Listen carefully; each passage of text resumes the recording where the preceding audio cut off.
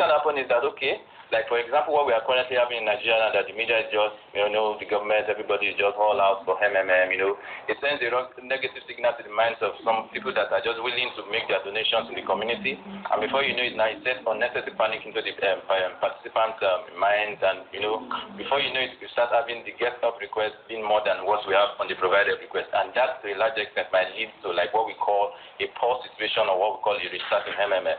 So once situations like that happens, what it just requires is that it just, instead of you getting your get help request on time, it might be delayed for a while, while the system allows for people to come in again to make their donations, maybe from new members or from old participants, as they consistently make their new donations into the system. So MMM doesn't crash. What happens is that there are security features that are in place to ensure that MMM sustains itself, even if at all there is a more get help request than provided help request on queue. What I used to advise, in fact, most times when I have any opportunity like this to talk about MMM, is that I used to prefer that people come around to learn it. It's always important to learn it because there are a lot of things involved too.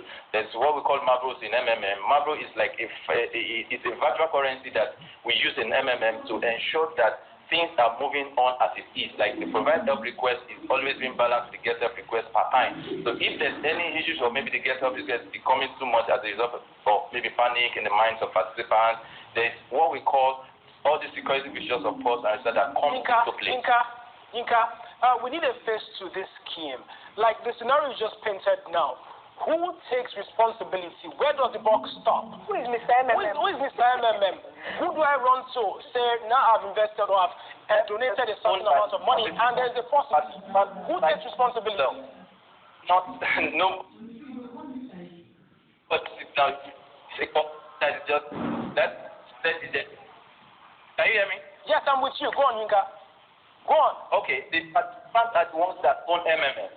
Every one of us, all the over 2 billion participants are the ones that own MMM. Whatever we want to, how long or how short we want MMM to go is how it will last in Nigeria. So there's no question of whether it will crash or not. It's the participant that decides for themselves. As long as we keep providing and getting help with ourselves, we can go for as long as we want. So there's really nobody to, if you want to watch you will start with 2 million participants. Okay, so I need to establish this, Yinka. So are you saying in a nutshell that we do not have someone to take responsibility for MMM? Am I saying that? That there is nobody to take responsibility for MMM? Because you're saying that, yeah, it is owned by the participants. There is no central body where these monies or resources are pooled. Is that what you're saying? I didn't get that. Okay, so Yinka, I want to know, just to encapsulate this in a nutshell, are you saying that there is nobody to take responsibility? There's no central figure, there's no face to MMM? Participants take responsibility for every of their actions. That's why we say in MMM, our actions and inaction determines our lifestyle. Okay. It also determines our lifespan. So it's all participants that have a responsibility to understand the ideology very well, and we keep by it. We uphold our ideology, and we keep providing help within ourselves. Okay, so we all have to be for whatever happens in MMM. Okay, so the key word is being wise. The help Yinka is talking about is a help that has interest elements. If it is a natural, okay, if I want 10,000 naira, give me, you give back 10,000 naira when you have it and all that. But you are talking about a scheme that is growing in leaps and bounds every month. But let's look at the overall implication on Nigeria's economy. The scheme, it is here. Yeah. The representatives are saying that we should be a crackdown on it, but it is here. People are joining every day. So what do you think are the implications, or is the implications? Don't crack down on the scheme, because if you crack down on the scheme today, a lot of misery will go in, because those who are holding, those who have not offered their own help, those who have received it but has not offered, if you crack it down today, I tell you, you will send more people to the hospital. Would it help us get out of recession? No. It has nothing to do with, because there is no productivity. Exactly. All that can take you out of recession is productivity. No productivity. You are only exchanging money and increasing the flow of money, and just increasing the nominal budget. I mean, the nominal quantity of money. What if I say enough and then run away before it crashes? That's what I'm telling you. So, what is the possibility? You can just put in a 1 billion today, and in 30 days you get 1.3 million, and you run off.